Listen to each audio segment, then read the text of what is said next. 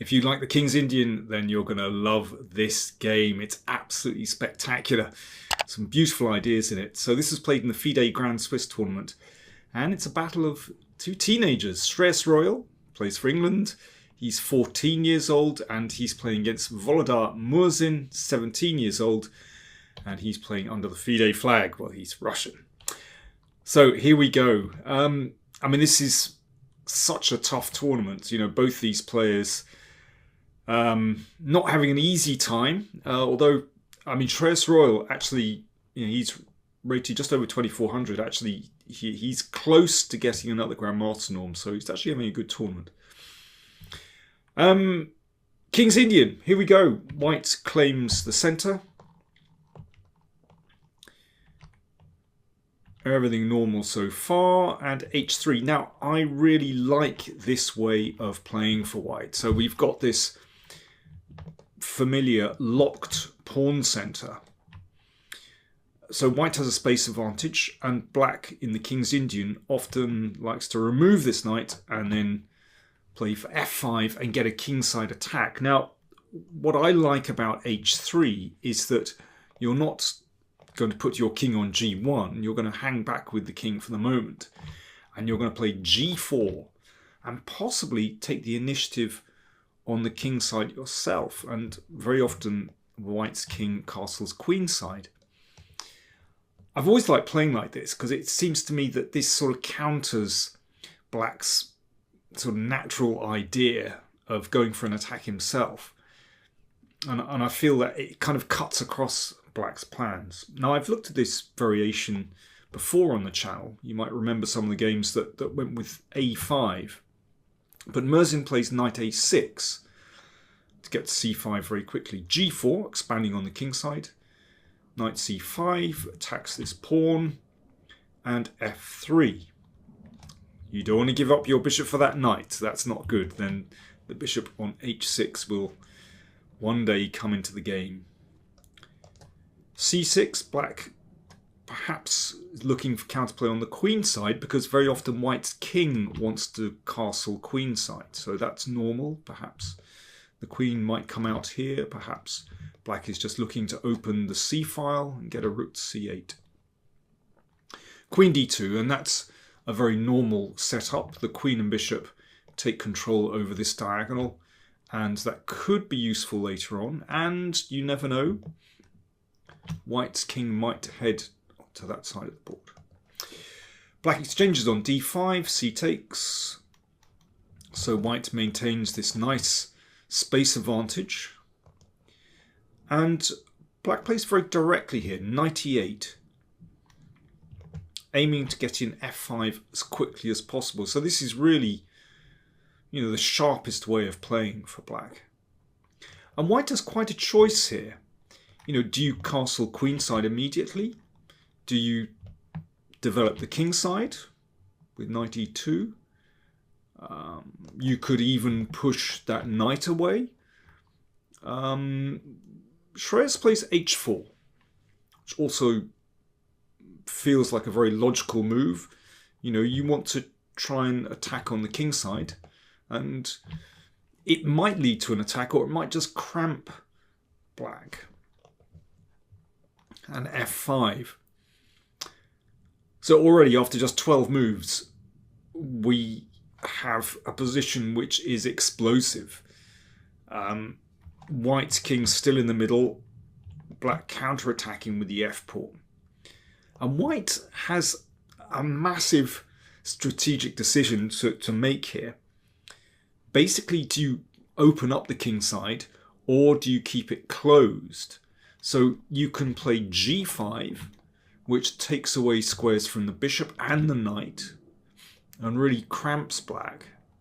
Or you can open up the g file and castle queenside. You know, pop the king into the corner, king b1, and bring your pieces out like this. It's really hard to know which is best. I mean, I think this is kind of a matter of taste, which one you go for. A matter of style. Shreyas plays g5. I think, you know, a very nice move. very typical of this variation. You're looking to just cramp these minor pieces. But of course it closes off any attacking ideas for white, at least for the moment, as this pawn just blocks the bishop. Black exchanges. I mean, I think if black closes the position like this, then really that's exactly what white wants. By the time you can bring your pieces round to the queen side, the king can even stay on the king side actually. But that's very nice in principle for white. I think it's absolutely correct that black just tries to open the position. Bishop g4.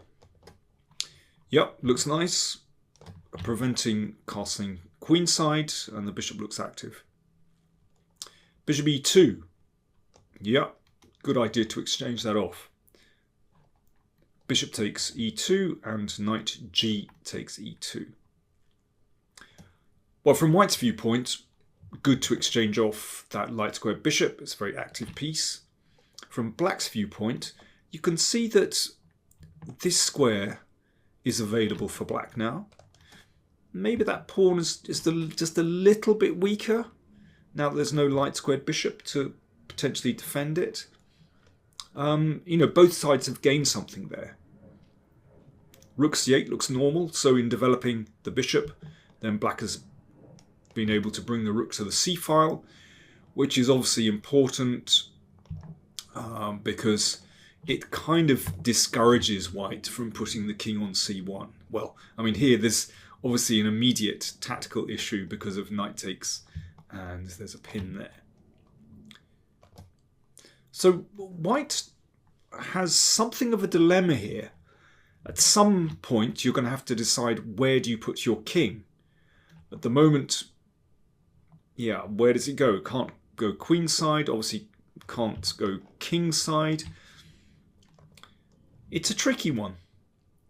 For the moment, Shreyas just plows on with h5. Strategically, it would be very nice to put that bishop on h8, and then how on earth is that actually going to get into the game after that? So h5 has a direct strategic threat, and you might be able to exchange on g6 sometimes, but it's basically about playing h6. Black plays rook f3. Yeah, counterplay. It also allows that bishop to drop back to f8. So, if white were to play, let's say, h6, then that bishop bounces around to e7, and that g5 pawn is potentially a target. So rook f3. And here, rook h4 played. I might return to this position because this is such an important moment in the game, because if white can somehow maintain this lovely space and squash black, then white could have a strategically winning position. So I'll come back to this position at the end. Rook h4 played, and now black comes up with an incredible idea that looks so weird. Bishop h6. So really strange. Well, obviously that can't be taken because of queen takes rook. It's just, yeah, very curious idea, because it feels as though, this can't be taken anyway. I mean, I suppose black is actually threatening to take on e3 and then take on g5. So yeah, there is a clear threat. And here Shreyas plays rook h2. Now that's a mistake, and in fact, rook h1 would have been a better move. We're about to discover why. So maybe it's time for you to have a little think. Black to play. What did Murzi play after rook h2? And why was rook h2 a mistake? Why would rook h1 have been a better move? This is the thing about the King's Indian. Con una rentabilidad de forma indefinida y te devuelven el 3% de los recibos de la luz y del gas. Sí, sí. Y era una cuenta corriente. Cuenta online Sabadell. La cuenta corriente menos corriente. Hazte cliente en bancosabadell.com. Buenos días, ángeles. Otro día cuidando a los humanos. That it can all the assessment of the position, the game can just spin on one move. If you look at it with the computer will say, yeah, advantage for white or advantage for black, but you get one move wrong and the whole thing spins on its head. And this is one of those positions where probably white is doing okay. But after rook h2, I'm afraid... Are you ready for black's move? Black to play. Knight f6. What a fantastic idea. I mean, really visual. You're sort of walking into this fork. Well, if pawn takes knight, then bishop takes bishop is fantastic for black. If pawn takes bishop, now here's the point. Knight g4 with the rook on h2. That's a nasty fork. Bishop g5, queen f8, and this is actually winning for black. Okay, let's go back. Yeah, you've got to bear in mind there's stuff like this happening. It's a really nasty position. Or rook d3 sometimes as well. That's the main threat, of course, as well as the rook. An incredible move. And Shreyas thought for 20 minutes here, but couldn't find a good way out. Bishop takes knight. Now, if rook takes, then you can take that bishop because there's no knight g4. But after bishop takes, this is really clever. This little Zwischenzug, knight g4, attacking the rook. Pawn takes bishop. And knight takes rook, threatening rook f1 mate. So the king escapes. And now this knight bounces round, attacking the queen. And then rook takes bishop. So after that flurry of tactics, black has merged the exchange up. And actually there are no particular complications here. I know the knight looks very oddly placed on f1. In fact, it's doing a brilliant job because it shuts out that rook and controls important squares here. Okay, well, in fact, the rest of the game, in some ways, was a bit of an anticlimax. At least this part of it. I'm wrong about that. There is actually a beautiful finish. Let's see how the game finished. I mean, it's quite clear that black is winning now, but watch how it finished. This is beautiful. Are you ready? Black to play. This one's not too difficult. Rook takes knight. And Shreyas was an absolute gent because he went right to the end and actually allowed his opponent to checkmate on the board. Queen takes queen. Knight d2 check.